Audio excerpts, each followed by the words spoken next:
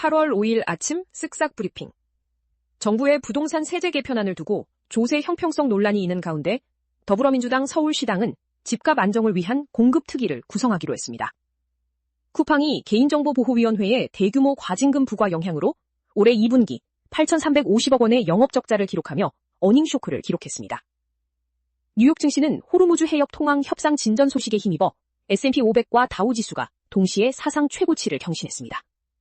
삼성전자가 화면 비율을 변경해 몰입감을 높이고 전력 효율을 개선한 갤럭시 Z 폴드 8을 선보였습니다. 폭염과 가뭄, 폭풍우가 급격히 교차하는 기후 채찍 현상이 전 세계적으로 심화되면서 장기적인 수자원 대책 마련이 요구되고 있습니다. 부동산 세제 개편안 논란과 공급특위. 정부가 다주택자와 비거주자의 세부담을 늘리는 세제 개편안을 발표했으나 고가주택 실거주자의 부담을 키운다는 지적이 나오고 있습니다. 이재명 대통령은 국무회의에서 부동산 소득에 대한 과세 형평성 문제를 지적하며 단호한 정책 집행을 주문했습니다. 한편 더불어민주당 서울시당은 세제 개편만으로는 집값 안정에 한계가 있다고 보고 자체 공급특위를 구성하기로 했습니다. 민주당 청년 후보들의 경선 탈락 소회. 더불어민주당 전당대회 1차 경선에서 탈락한 2030 청년 후보들이 모여 높은 장벽을 실감한 소회를 나눴습니다. 이들은 짧은 연설 기회와 과도한 기탁금, 후원금 모금의 행정적 어려움 등 청년에게 불리한 경선 환경을 지적했습니다. 그럼에도 청년 정치인들은 당의 변화를 위해 계속해서 목소리를 내겠다는 의지를 다졌습니다. 쿠팡 과징금 여파로 2분기 대규모 적자. 쿠팡잉크가 올해 2분기 8,350억 원의 영업 손실을 기록하며 전년 동기 대비 적자로 전환했습니다. 이는 개인정보보호위원회가 부과한 6,200억 원대 과징금이 반영된 결과로 상반기 누적 적자는 1조 원을 넘어섰습니다. 다만 매출은 전년 동기 대비 4% 증가한 13조 3,007억 원을 기록하며 외형 성장세는 유지했습니다. 병행 수입 가품 유통에 패션업계 대응. 최근 병행 수입을 가장해 해외 유명 브랜드의 가품을 유통하는 사례가 늘어나면서 소비자의 혼란이 커지고 있습니다. 할인 행사 등에서 저가로 판매된 제품들에 대해 가품 의혹이 제기되자 패션 대기업들은 모니터링을 강화하고 있습니다. 업계는 해외 본사와 공조하여 지식재산권 보호를 위한 법적 대응 절차를 밟고 있습니다. 경기 주요 지역 아파트 신고가 경신. 서울에 이어 경기 화성 동탄, 안양 평촌, 광명 등 주요 지역의 신축 단지에서 아파트 신고가 거래가 잇따르고 있습니다. 동탄역 롯데캐슬이 26억 5천만 원에 거래되는 등 상급지 갈아타기 수요가 집중되는 양상입니다. 전문가들은 대출 규제 속에서도 실거주 목적의 수요가 대장단지로 몰리며 차별화가 심화될 것으로 분석했습니다. 뉴욕 증시 S&P 500 사상 최고치 경신. 뉴욕 증시 3대 지수가 호르무즈 해협의 통항 협상 진전 소식에 힘입어 일제히 강세로 마감했습니다. S&P 500 지수와 다우 지수가 사상 최고치를 경신했으며 반도체 종목들도 동반 상승했습니다.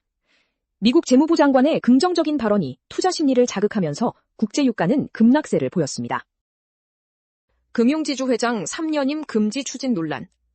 정부가 금융지주 회장의 3년임을 제한하는 금융지배구조 개선안을 검토 중인 것으로 알려져 논란이 일고 있습니다. 일각에서는 민간기업 경영자의 임기를 정부가 직접 규제하는 것은 해외에서도 유례를 찾기 힘든 과도한 개입이라고 지적합니다.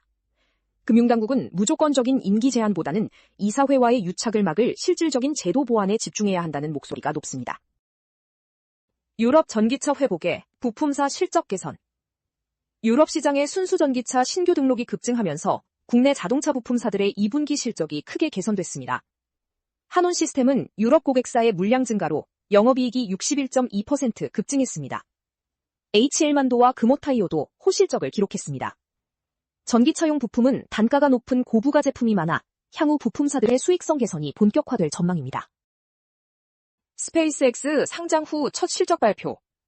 스페이스X가 상장 후 첫 분기 실적 발표에서 시장 전망치를 웃도는 78억 1천만 달러의 매출을 기록했습니다. 주당 손실이 크게 줄어든 가운데 위성 인터넷 서비스인 스타링크는 16억 6천만 달러의 영업이익을 냈습니다. 호실적에 힘입어 정규장에서 급등했던 주가는 실적 발표 이후 시간외 거래에서 4% 이상 하락했습니다. AMD 실적 선방에도 시간외 주가 급락. 반도체 기업 AMD가 데이터 센터 부문의 성장에 힘입어 시장 예상을 웃도는 2분기 실적을 발표했습니다. 3분기 매출 전망치 역시 시장 예상치를 상회했으나 실적 발표 이후 시간외 거래에서 주가는 8%대 급락세를 보였습니다. AMD는 올해 새로운 AI 시스템을 메타와 오픈AI 등에 공급하며 엔비디아와의 경쟁을 본격화할 계획입니다.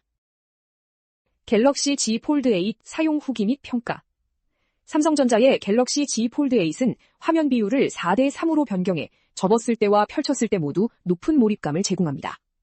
최신 프로세서와 실리콘 카본 배터리를 탑재해 성능과 전력 효율을 대폭 개선했다는 평가를 받습니다. 다만 망원 카메라의 부재와 227만 원대부터 시작하는 다소 높은 가격대는 아쉬운 점으로 지적됩니다. 기후 채찍 현상 심화와 수자원 대책. 폭염과 가뭄, 폭풍우가 짧은 기간에 번갈아 나타나는 기후 채찍 현상으로 전 세계가 몸살을 앓고 있습니다. 온난화로 대기 중 수분 함량이 늘어나면서 단기 기후 변동폭은 20세기 중반 이후 최대 66% 증가했습니다. 전문가들은 이처럼 예측하기 어려운 기상이변에 대응하기 위해 장기적인 수자원 투자 계획이 시급하다고 제언했습니다.